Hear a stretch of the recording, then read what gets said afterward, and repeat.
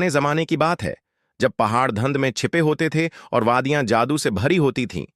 एक ऐसी सल्तनत थी जिस है का नाम था नूरिस्तान। नूरिस्तान के तख्त पर बादशाह फखरालदीन हुकूमत करते थे। उनकी बेटी शहजादी माहनूर हुसन, अक्ल और हमदर्दी का ऐसा हुसैन इम्तजाज थी कि उसे देखकर सूरज भी झुक जाता था। एक दिन महल में एक पुराना नजूमी आया। इसने शहजादी को गौर से देखा और कहा, नजूमी की आवाज, ये बच्ची एक दिन बड़ी आजमाइश में पड़ेगी। एक ऐसी वादी की तरफ बढ़ेगी जहां अंधेरा छाया हुआ है। वक्त गुजरता गया, माहनौर बड़ी हुई और एक दिन आसमान से एक तलस्मी परंदा उतरा। इसका नाम था शूक।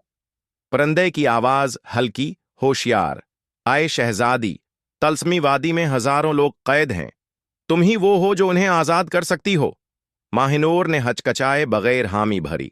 अपनी खादमा नूरा और परंदे शूक के साथ वो रवाना हुई, एक ऐसी महम पर जहां खतरात, हैरतें और मोहब्बत उसका इंतजार कर रहे थे। रास्ता आसान न था, कभी गहरे जंगल, कभी बर्फीले पहाड़।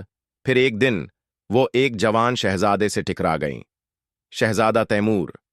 तैमूर की आवाज पुरा एतमाद, मैं तुम्हारे साथ हूं शहजादी, जब तक हम साथ होंगे तुम्हारे साथ हम साथ होंगे। ये अंधेरा खत्म नहीं हो जाता।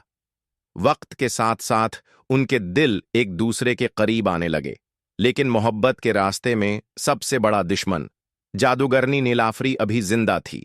आखिरकार वो नीलाफरी के किले में पहुंचे। एक खूनी जंग छुड़ी।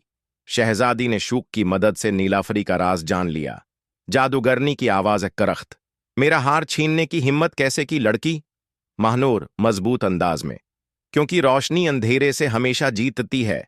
हार टोटा, जादू बिखर गया, वादी आजाद हो गई। शहजादी, शहजादा, नूरा और शूक वापस नूरिस्तान आए तो शहर जश्न में डूबा हुआ था। बादशाह ने तैमूर को गले लगाया और दोनों की शादी का ऐलान हुआ। कहते हैं आज भी रात के आसमान पर एक चमकता तारा शहजादी माहनूर की हिम्मत, कुर्बानी और मोहब्बत की निशानी है।